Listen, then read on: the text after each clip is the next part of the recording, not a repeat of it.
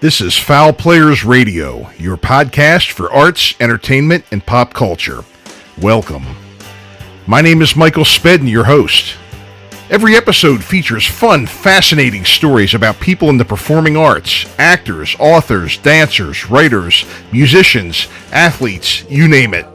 Folks who are center stage, backstage, on camera, or behind the scenes. Sit back and listen. Let's have some fun. Fowl Players Radio is a proud production of the Fowl Players Group and the official podcast of the Fowl Players of Perryville. Hi, this is Kim of Kim's Crypt, and you're listening to Fowl Players Radio. Hi, this is Bud Becker, and you're listening to Fowl Players Radio. Hello, this is John Piet, Kevin Schmidt, and Jerry Bozick. And we're August, the little band from Virginia. You're listening to Michael Spedden on Fowl Players Radio. Greetings and welcome to Season 10 of Fowl Players Radio. I would like to thank all of you for your support for the past 9 seasons. We hope to keep improving, bringing you more and more great episodes this year. Tonight's guest, Mary Jo Pehl, best known for her portrayal of Pearl Forrester, the mother of the evil Dr. Forrester on Mystery Science Theater 3000. She was also a writer on MST3K and has appeared in cinematic Titanic and Riff Trax. We also discussed her 2 books, Employee of the Month and Other Big Deals, and Dum Dum Dum, My Mother's Book Reviews. I read them both this past summer, and they're both great reads, very funny stories in both of them. Also, we had a discussion about stand-up comedy. Is it the most difficult type of performing, or is it perhaps sword swallowing? Come hear how a shy young lady got into comedy and ended up on the writing staff and in the cast of one of the most popular cult television shows of all time. Her website is www.mjpehl.com. That's mjpehl.com. The Fowl Players of Perryville will be performing on the Western Maryland Scenic Railroad on Monday and Tuesday, February 13th and 14th, 2023. The show will be Curse of the Scroll, and tickets are available at www.wmsr.com. For more information on the Fowl Players of Perryville, you can follow our website, foulplayersofperryville.com, or follow us on Facebook and Instagram. And now, Mary Jo Pehl, right after these words. This is A.D. Adams, and you are tuned in to Fowl Players Radio with your host, Michael Spedden. Yeah, hi, this is David Simmons from DC Star, and I am just encouraging all of you to tune in to Michael Spedden's show on Fowl Players Radio and love the rock and roll of the past and the art of the future.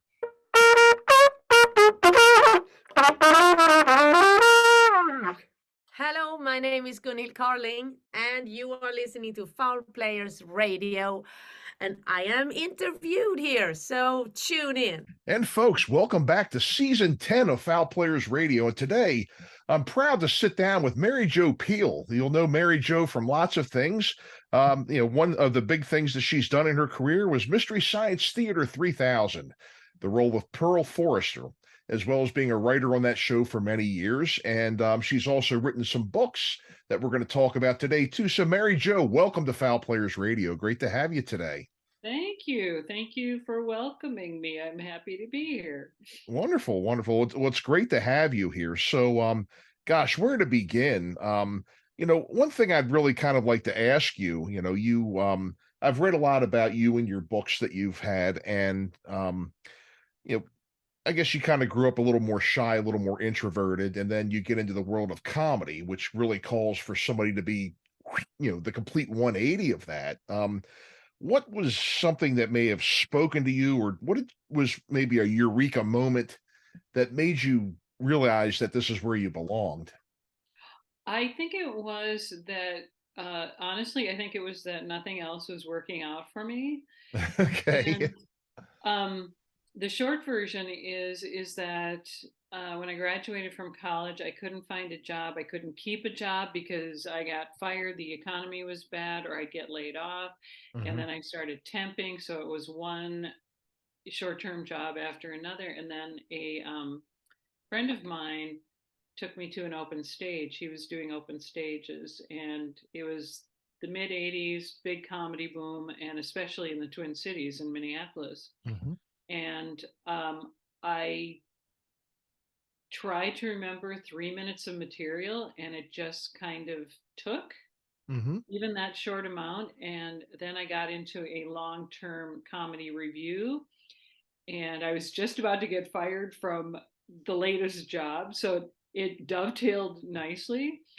And it was, I am so lucky that it kind of found me, or I happened into it, that my friend brought me to that, because I have a lot of friends who work really hard. I've worked really hard, but it's not easy. And I think I'm over answering the question, but that's the long and the short of it. And it just, one thing just led to another, and I was just really lucky.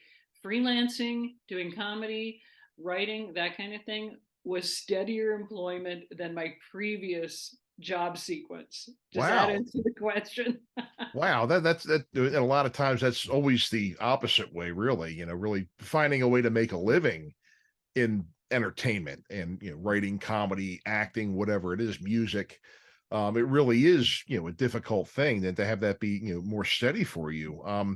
Well, I didn't know you Yeah. could do it. Did you, Michael? Like, I watched The Tonight Show hmm religiously, Carol Burnett. I watched all these shows, but it never occurred to me. I could not connect the dots that that was a thing that people actually did, even though I was seeing people do it. Yeah. But how would a person how would me do it?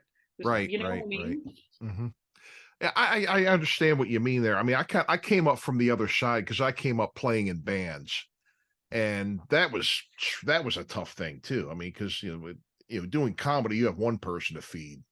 In a band, you have Yeah. five or four or Right. something, Right. and finding enough work that was where you didn't have club owners crying poverty at the end of the night, and Don't get but me I started.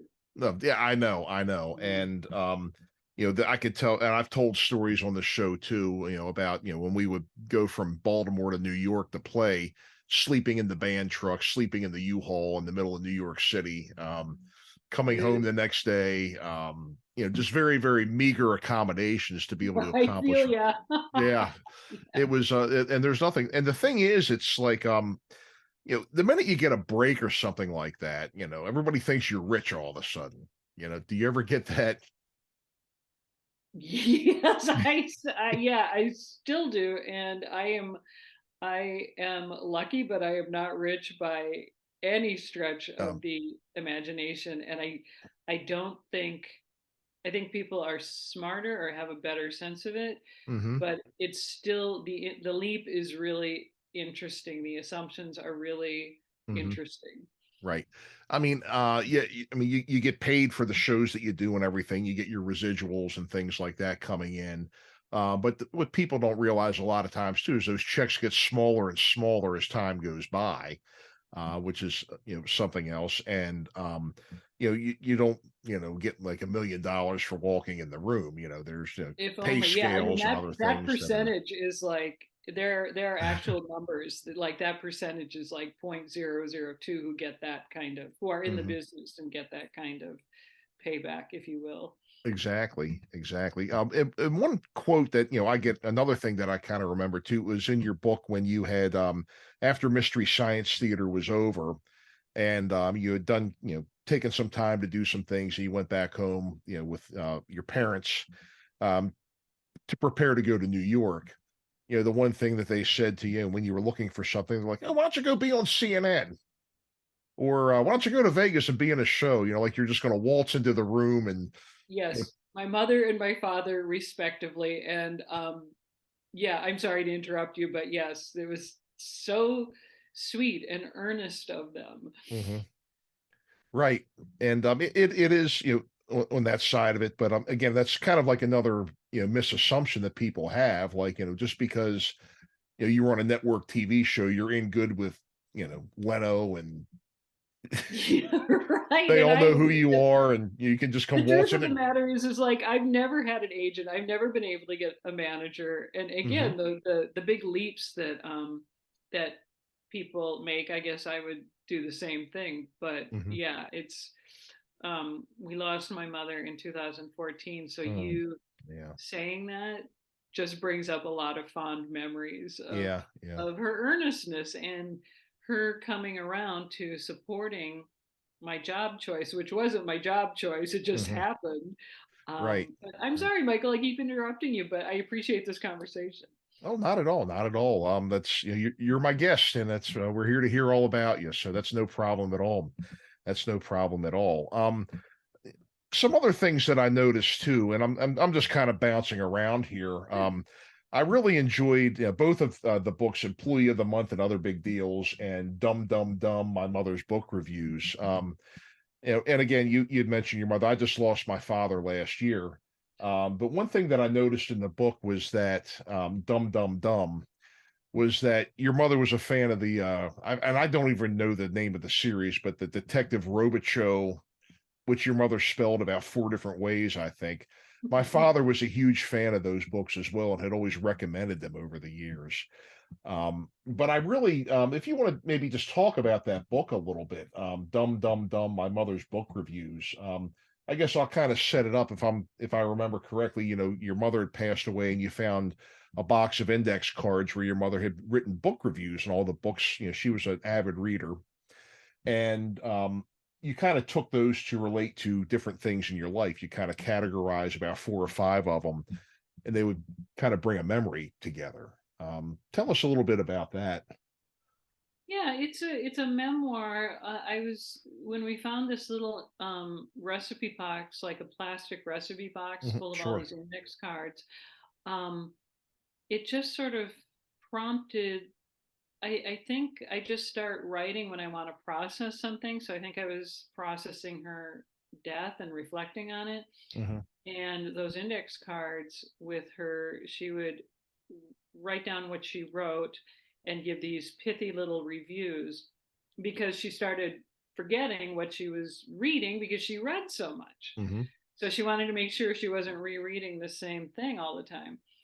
And so it's a memoir in a series of vignettes prompted by a lot of those book reviews. And I kind of group them thematically, or maybe there's a verbiage that is similar, or her attitudes are reflected in certain groupings. Yep.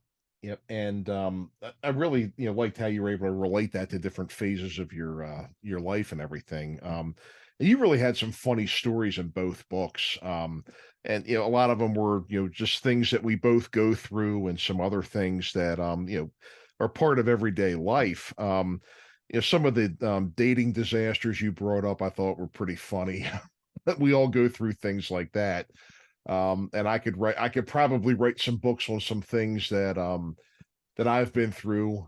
But I'd probably be better off waiting till some of these people were dead. Yeah, you want to tread lightly. Yes. Yes. Looking at that, and also too, you really got some nice reviews on them. I saw on one of them, I believe it was this one here, Lorraine Newman, and an original Saturday Night Live in a grounding. How do you know her? How did you get to know her, or don't you? I don't really know her. We are Facebook friends. Oh, okay. I think actually I would have never had the gumption to send her a friend request. So she might have friended me, and I'm sure it blew my mind. And then every year she wishes me a happy birthday on Facebook. And at the time of the book, when I was compiling it and getting it toward its final stages about a year ago, I think, I sort of mustered up all my courage, and I grew up with her. Oh yeah, me too. And I thought I was feeling really brave at that time, and so how did I do it? I must have sent it through Messenger. Okay. And of course, being the Minnesotan I am, I was like, "Could you? But don't worry about it. But don't worry about it." And then you run away as fast as you can. So yeah, that is, and I hope I get to meet her in person, because she just seems, I have just loved her on SNL. Oh yeah. seeing those women on SNL and feeling like, oh, people do that. Mm-hmm. I just adore her. Oh yeah, yeah. And she's a groundling. That's no joke either. Thank you. Right. I mean, the alumni and the current people that are groundlings, I mean, that's a who's who in entertainment right there. Totally. Yep. It really is. I've had a couple of groundlings on the show. One of them was another founding member, Steve Bluestein, he worked with Fred Willard and Ace Trucking, and he has got some amazing stories too. Oh my gosh. That's part of the purpose for having this here is because it's an oral history, really. It started out being just people in my region, people that were kind of on the brink of hitting it big. A lot of the bands I've had on were huge in the Mid-Atlantic region, like the Rolling Stones around here, but you may not know them in Minnesota, for example. Right. And there's just so much good oral history. Hearing people's stories about their lives working in the arts and show business and everything, that I just thought it was worthwhile to keep this going. And again, I think you're nearly my 300th episode. And I've been doing this since 2018. And good on you. 2018, and you're already right on. Wow. Thank you. There's And no honestly need too, to keep something going like this. So right on. Right. Well, honestly too, and I kind of felt the same way about reaching out to you as you did to reach out to Lorraine Newman. I was kind of because this show has always been one of my favorites. I do watch it whenever I get a chance to, and I look at the ones on Tubi and Netflix and everything. And you really, I think you being part of the whole ensemble there. I mean, you really did something that they put things out there they say are culturally significant, and I really think that Mystery Science Theater has its place in television history in a lot of things. I mean, the humor is very unique. There were no other shows out there like that, really. The unique sense of humor and just the fact that it's damn funny and it's clean. That's another thing too. I could sit down with my mother, and you could sit down with kids and watch it. I mean, some things may, go over their head, but right. You didn't have to delve into profanity or go below the belt, use a lot of 4-letter words. I mean, you were just damn funny and keeping it clean, which really says a lot about that. Do you agree? Yeah, I think we had a sensibility in the writing room, most definitely. And I've often wondered how at Comedy Central, I don't think we really worked with standards and practices or something. Like I don't know if that was standard when we were at Comedy Central. I know stuff came up at the Sci-Fi Channel. My point is, I've often wondered how you would review a script, because the setup in the movie might be completely clean. Yeah. What we say, if you look at it on paper, is completely clean, but together they might be something totally filthy. So I think we got away with a little bit, like you said, going over some people's heads or moving in there fast and furious to just be a little eyebrow raising. Right. But I think it was a general sensibility in the room. And then when we moved to the Sci-Fi Channel, we got a little more pushback. And I can't think of anything specific, but there were lines that needed to be clarified or defended. And Comedy Central let us have more free reign. Dirty or not, blue or not. It was, they were pretty hands off. Right. I can't really remember anything that I recall. And again, I can't say that I'm like the fan that you encountered that probably had every episode memorized, but I have to say at least the majority of the episodes, and I know who's who and what's what on the show. I can't really see, anything that I would even consider beyond PG or anything like that, that came out on the show. And I really think that it takes a lot of brains to be able to maintain that when it comes to writing comedy nowadays, because that this is a whole other conversation, but really what's passing as comedy nowadays, and a lot of these stand-up clubs and everything is just, I just feel like maybe people have just run out of gas or run out of new ideas. I mean, what do you think? Oh boy, I don't know. I don't really see live comedy much anymore. I guess, and what I have seen has been pretty smart. So I don't know that if I have the same perspective. Honestly, I think it's always been that way, that they're always going to be. So I can't generalize to a generation or an era. I feel like it's always been that way, that some people are going to work really smart. Some people are going to work blue. And I don't think they're mutually exclusive, honestly. I mean, I know a lot of blue comics that I think are smart. For me, it depends on the particular comic.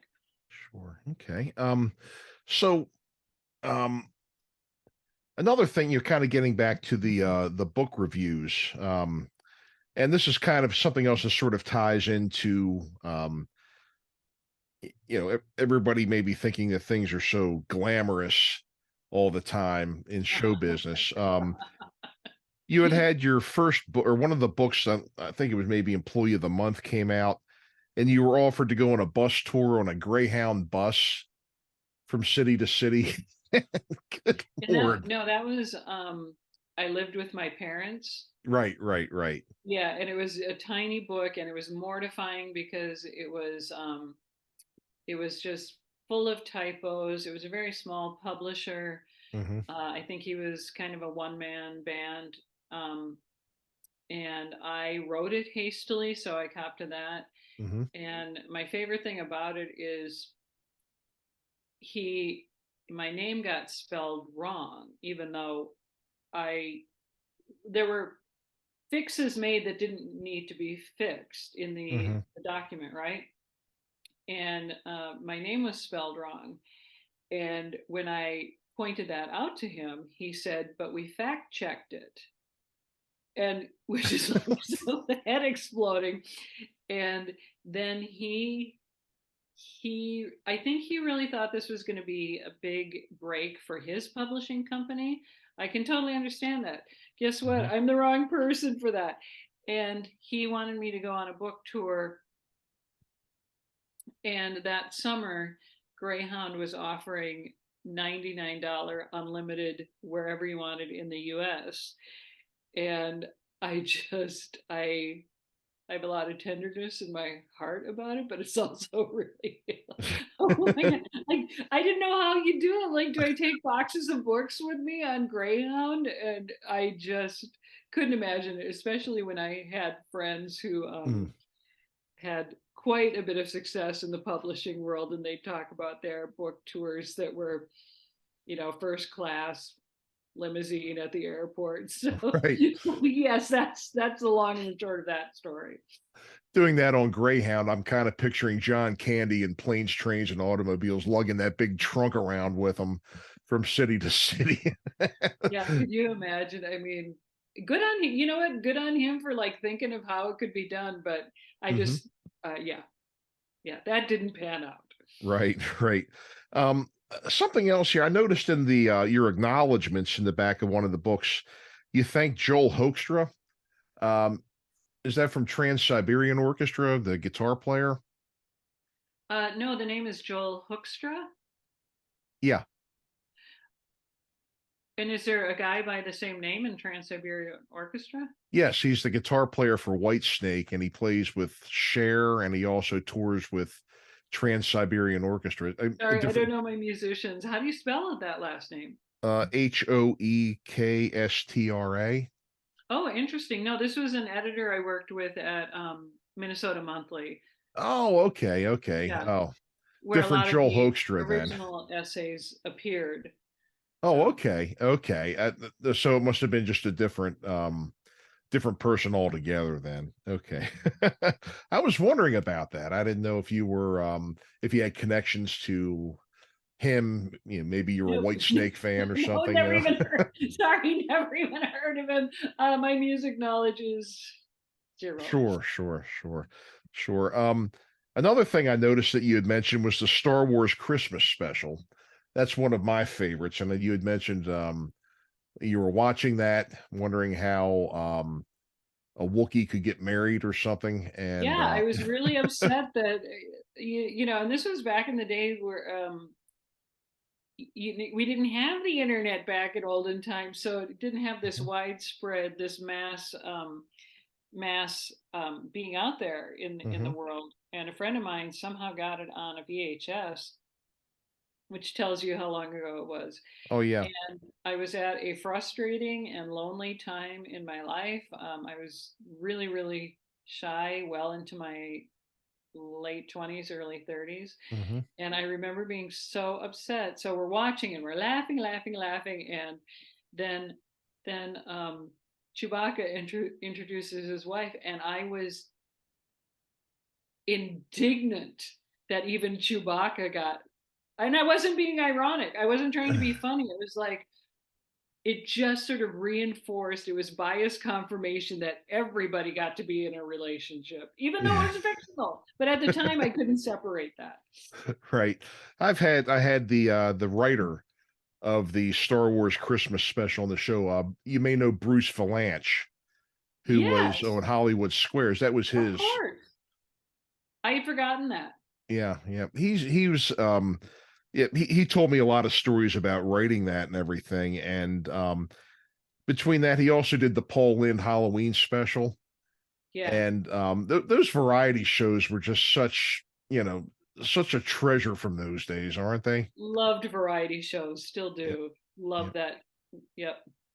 That was just great there. So I wanted to ask a little more. You kind of found out, got into comedy. You found where you should really be, and you connected with the people that you did Mystery Science Theater with. I guess they must have been fellow comedians in the Twin Cities area, performing comedy. And so how did you really come together or maybe get invited into being part of this production? Because it was my understanding, maybe you weren't there from the beginning. It was maybe a season or two in. It was the 4th season. Oh, okay. 4th season, and I think maybe, I don't know, the 2nd or 3rd season on a cable channel, not local. Right. It had moved on beyond local. So how did you get invited in? Did they just say, come join us, or what was the process like? I knew them all from doing stand-up, and I was so broke, I didn't even have a television. I couldn't afford a television. And so I had heard that they were doing something, but it was very abstract because I had never seen it, and it seemed mythical to me. And Bridget and I did comedy a lot together. And one night she called me up in my little apartment, and she said, I'm sure I'm going to make this more dramatic than it actually was, but in my memory, this is how it went down. She called on the old school landline, and she said, "You didn't hear it from me, but Mystery Science Theater is looking for a new writer." And Mike was the head writer at that time. And she said, "And don't tell Mike I told you." Click. I'm sure it was less mysterious than that. So it took me a couple of days, and I mustered up all my courage. And obviously I had his phone number. We were all hanging out. And I called him up and I said, and this is my recollection too, I was so nervous. I said, "So I just wanted to let you know, if you're ever looking for a writer," I was so scared. And he was, beloved Mike. He said, "Well, yeah, you know what? We are looking at, augmenting the staff." And then he said, they sent me a packet, like a questionnaire and a portion of a movie to write. So I had the packet, and then they invited me in for an audition. So I Okay. wrote on 2 movies, I think, during a 2 or 3 week period. Hmm. Okay, so you kind of auditioned pretty much by doing the show. Yeah, actually Yeah. writing on a couple of episodes. Exactly. So when you got to your audition, did you just, I guess, play the video and then kind of riff along with it? Was that your way, or did you? Yeah, well, Yeah. I sent in the audition. Oh, It okay. was a script, but then they invited me to actually do an actual movie. Does that make Oh, sense? okay. So sit in on writing an actual movie, like the next step beyond Hmm. the snippet that I did. Right, right, right. So when you're writing these scripts, and I, was kind of reading about how you put these together, you were all kind of sitting together on your couch, watching the movie on a big screen, and then I guess you're hitting the pause button quite a bit, huh? Yeah, Mike was in charge of the remote, and he just has this really calm, steady demeanor. And we had big couches in the writing room, and his hand would be on the remote was on the couch, and that finger would pause whenever people were going nuts over a specific spot and throwing out um, lines. Yeah, it just Mhm. listening to you tell about it. I mean, what a silly job. Just Right. going to work, reporting at 9 o'clock, sitting on a couch watching TV. It was so great. That's wonderful. And so you would, so that's kind of how you put it together. And how did you decide which one would get the line? I know because there was, Crow, Servo, and either Mike or Joel um out there. Who who would decide? Was that just something you kind of drew straws on, or was it? No, we would divide up the script. Paul Chaplin and I would divide up the script to do line assign, like edit it down and pick the Hmm. best lines in the best spot, because we tried never to talk too much over dialogue. Hmm. So we would divide it up, and then when Bill Corbett came on board, he took a portion of the script also. We divided up, do line assign, and pardon me, Oh, you just sort of developed this instinct or this sense of you could hear it in different characters' voice. hmm. There are a lot of lines that would have worked with anyone because they were Hmm. all such hilarious, great comedians. Hmm. But sometimes you just knew it was a Crow line or a Mike line or a Servo line. You could just hear it in Hmm. your head. That's something. It's interesting. Interesting. It's always neat to kind of look behind the scenes of things and how these Yeah. things were made. And that must have been you know yeah, I see that you've been doing, you do reunions, you go out, you do your live, both the riff tracks and the cinematic Titanic. Hmm. And boy, there's a crew of you for cinematic Titanic, huh? There's do you still go out and do those live at different theaters, or is it No, I mean, something now? if you're talking about Cinematic Titanic, Right. that disbanded in 2013. Hmm. So, no, occasionally I've done the live Riff Trax Yeah, right, shows, right, right, right. um, and I love it. It's so much fun. People Hmm. are so into it, and the great thing about it is, as opposed to stand-up comedy, where you're the only one, and if you crater, you have to like keep going. Hmm. If your line blows, somebody's got another line right behind you, to pick it up, Hmm. and it's fun to work with those guys, all of them. It's just so Hmm. fun. That group thing, that group comedy thing with those guys who I adore is just beyond. I could just imagine, because for being a performer myself, I've tried just about everything. I've played in bands, theater. I still do that. Television, voiceover. Just about everything out there. I did try stand up a couple of times, and good lord, Good Lord. oh my god, Say something. more, Michael. Say more. I want to. I well, No, I mean, no, say I more, because I'm so immersed in it. I want to know like what that perspective is. well, I had gone out. I had an acoustic duo where we wrote silly songs that were ditties, but then there were a couple of times when I went out by myself. I just happened to be out somewhere. I had my guitar. Oh, look, open mic. I went in and tried it, both with the guitar and without. And God, I got to tell you, if you always have it in your head where this is going to be the punchline right here, I'm going to get them with this one. And then when it falls flat, man, it's like getting punched in the gut. And you're like, and you got to recover from that. And you got to make like nothing's wrong. Yeah. You got to make like nothing's wrong. You just got to keep going with it. And I even had trouble because a lot of what I do, as a day job is for many, many years, I was a trainer doing training classes. And that's hard enough. That's a rough enough crowd trying to talk a room full of construction workers into being safe. Interesting, no doubt. Yep. And then, trying to make them laugh on top of that. And the thing is, too, is that some of these open mics, the crowds are hostile anyhow, because you're either in a room full of other comedians or you're in a room full of people that bring their friends and they tell them just to laugh at them and nobody else. Yeah. And to try to break through that. But I mean, you have no guitar.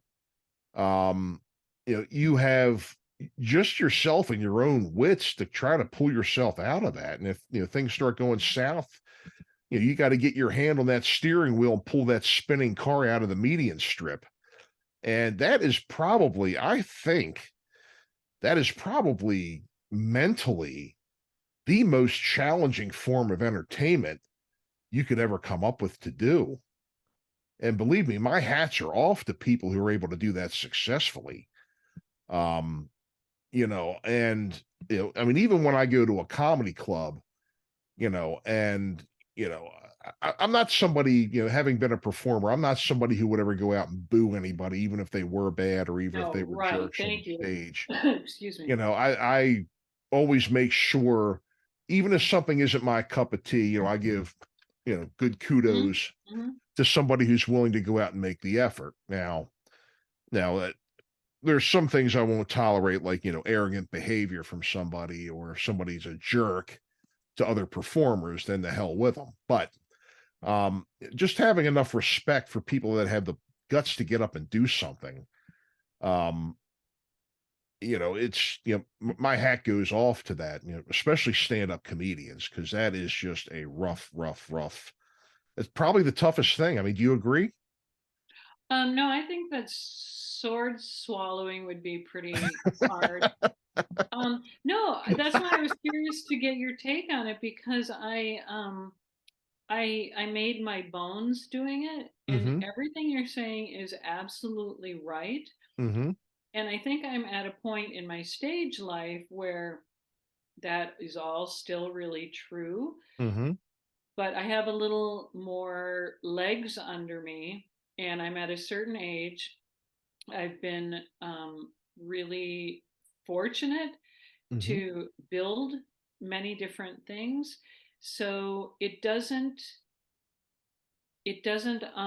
what's the word I want? It doesn't freak me out the way it used to. Sure. Because I remember there was a time when I was a middle act and I was getting paid $25, right? But in those days, you just did whatever work you could for whatever amount. And I was broke and I did it for $25, and I did my middle act and I bombed. And I was so mortified that I gave the money back to the club owner because I felt like I hadn't delivered the product, right? And if I had a bad set, I would go home and crawl. Like I took it so seriously and personally.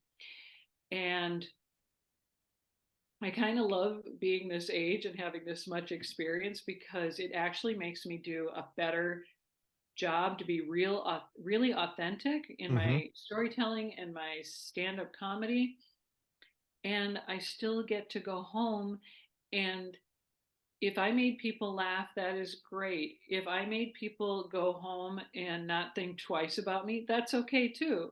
I just take it, so I want to do a great job, but I don't take it as to heart. Does Mhm. that, am I making sense? Do you know what I You're mean? you're Do you making feel a like, lot of sense. You're making a lot you of know, sense. it's like, oh, life goes on. Like that night that I gave the money back, Mhm. thinking that I'd never eat lunch in this town again. Yeah, I kind of Mhm. overinflated it, I suppose. Mhm. And yeah, think. Yeah. So, yeah, I'll stop rambling because I'm trying to still name what it Mhm. is. I actually care more about what I'm doing in a different way, I guess. Mhm. I'm having more of a conversation with audiences being who I am, and people can take it or leave it. And that is totally fine. I guess I'm a little more zen about it. Okay, Mhm. I'll hang up and listen, Michael. Yeah. Well, Go. another thing that, kind of getting at, and I've heard, I listen to a lot of podcasts myself as well as having one. And I listen to a lot of comedians, and I've had a number of comedians on here. And, another thing that people don't realize is that you could go knock them dead one night and bomb the next. Yes, yes, yes, yes, yes, yes. Yeah. Yeah. Who knows? Yeah, I Right. just headlined in at a small club that I absolutely love in Minneapolis in September, and Friday was killer, Hmm. right? Saturday was like I had never done comedy before. And Yep. so it's this really interesting awareness Hmm. of the nature of the beast. Right. Right.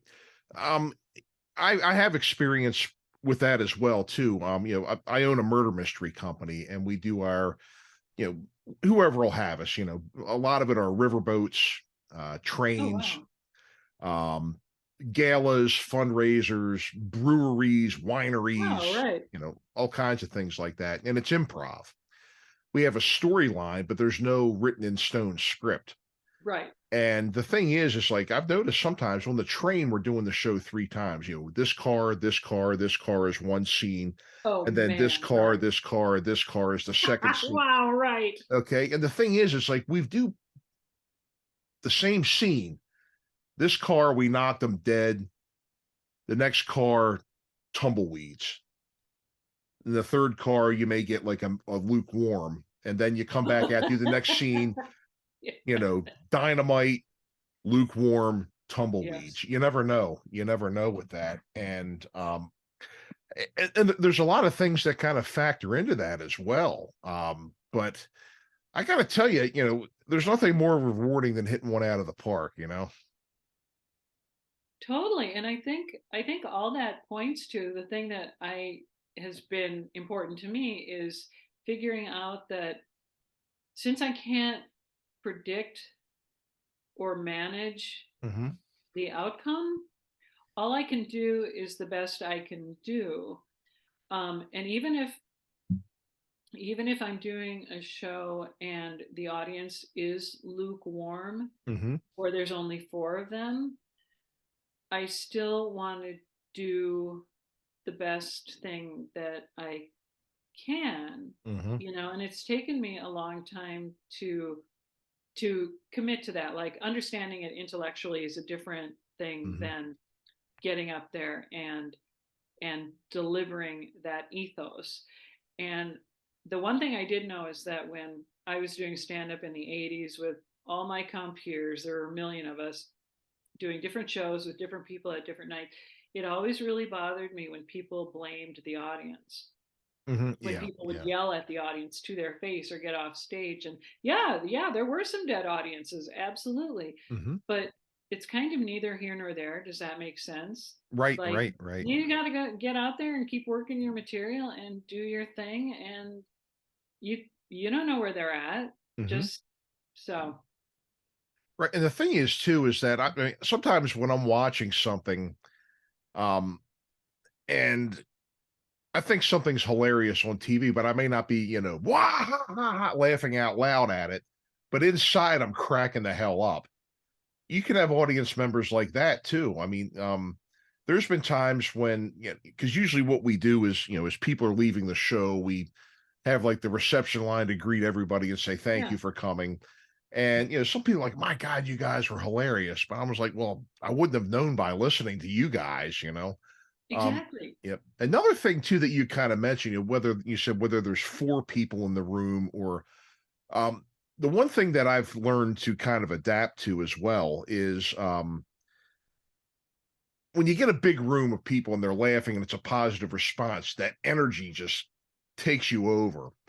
And when you Absolutely. just have a little group like that, you really got to learn how to compensate for that energy and give them the same show that you would have Exactly. sold out room too. Sometimes that's difficult, but I've learned how to do that. But I do find that those people feel a lot more personal about the Yeah. performance and they'll come see you again.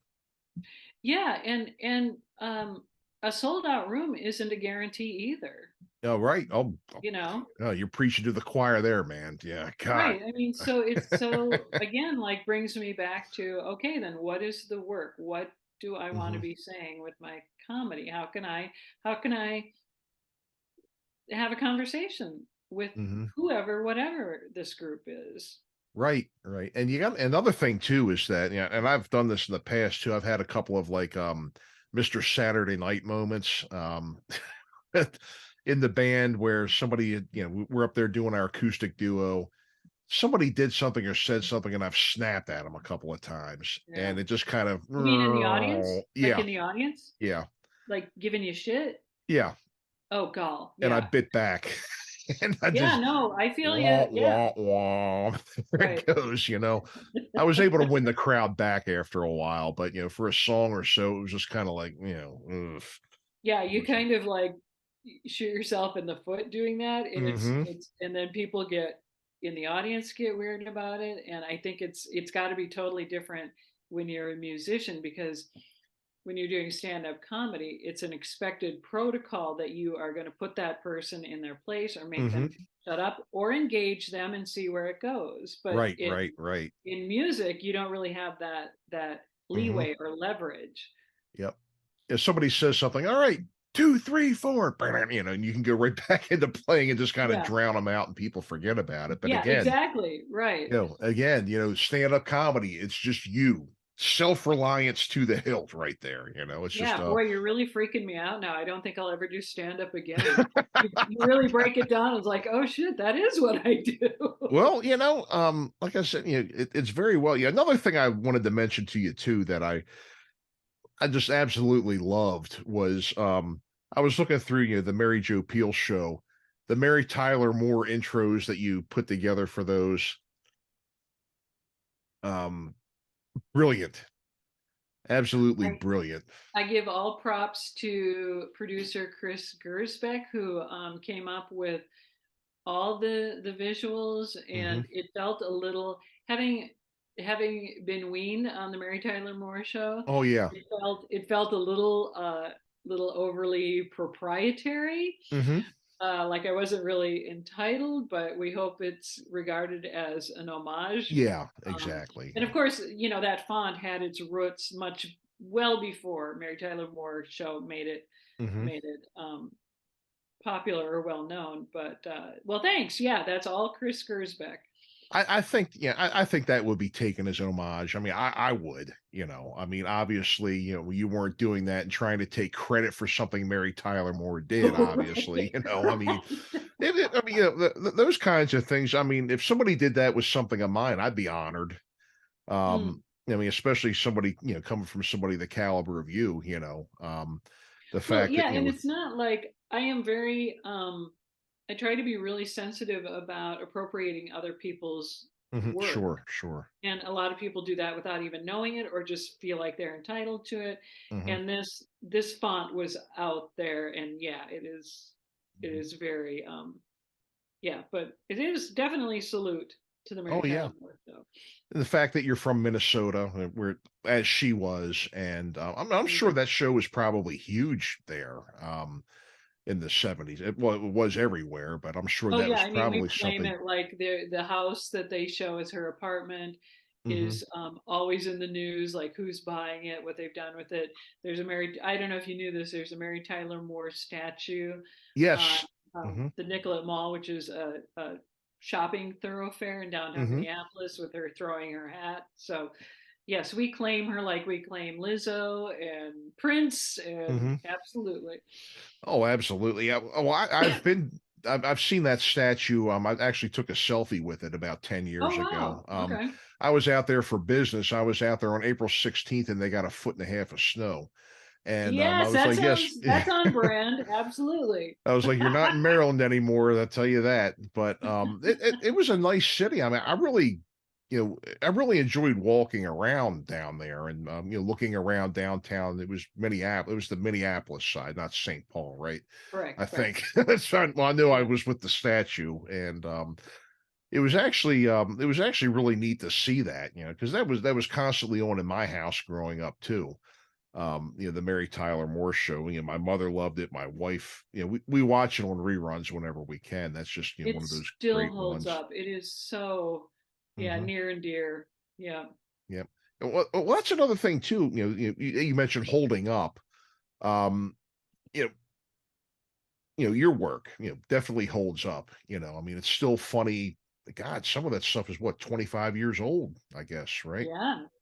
Yeah. You're talking about the MST stuff? Yeah. Yeah, Like, yeah. when did I start? Like 1992, I started. And so I think it started in 1989. So what is that? Mhm. 99, 2009, 34 years. 2019, 30 plus years. Yeah, wow. I mean, that's just great. Okay. Well, I tell you what I'd like to do right now, and I've really enjoyed this conversation with you, and I again thank you for agreeing to do this. My I'd like pleasure. to Thank ask you. you, right now, this is what I call the shameless plug portion of the show. You can shamelessly plug anything with no shamelessness, or well, how do I say that? I forget how I said it. I haven't Well, I'm done. pretty shameless, so I'm brave. So Yeah. you don't need So to qualify it at all. appearances, performances, your books, website, whatever you got, go. Well, I hope you'll check out the Riff Trax I do with Bridget Jones Nelson. That's Hmm. Riff Trax, and they've got a whole library of Mike, Kevin, and Bill too. It's so great. And my book, Dumb, Dumb, Dumb, My Mother's Book Reviews, is available on Red Hawk. One word, Red Hawk Publishing. Thank you, good sir. Hmm. Red Hawk Publishing, and you can go to my website, mjpehl.com. There's a link there, and I do my streaming show once a month, and that is Dumb Industries. Just Google Dumb Industries. I A saw mere that. coincidence about the titles. So Oh, okay. Okay, great. Well, Mary Jo, thank you so much. I really appreciate, again, you getting to talk to somebody who has been a big part of one of my favorite shows ever. Love your humor, love your books. Just thank you so much for, being willing to spend time with us today on Fowl Players Radio. my absolute pleasure. What a fun conversation. Thank you. Well, folks, we've had Mary Jo Pehl with us today, aka Pearl Forrester, and many other things. So thank you all for listening, and we will see you next time. Hi, this is Paul Castiglia, and you're listening to Fowl Players Radio, the one-stop shop for all your pop culture needs. Hi, everybody. Dwight Weems from Gaz the Fun Band, and you're watching and listening to Fowl Players Radio.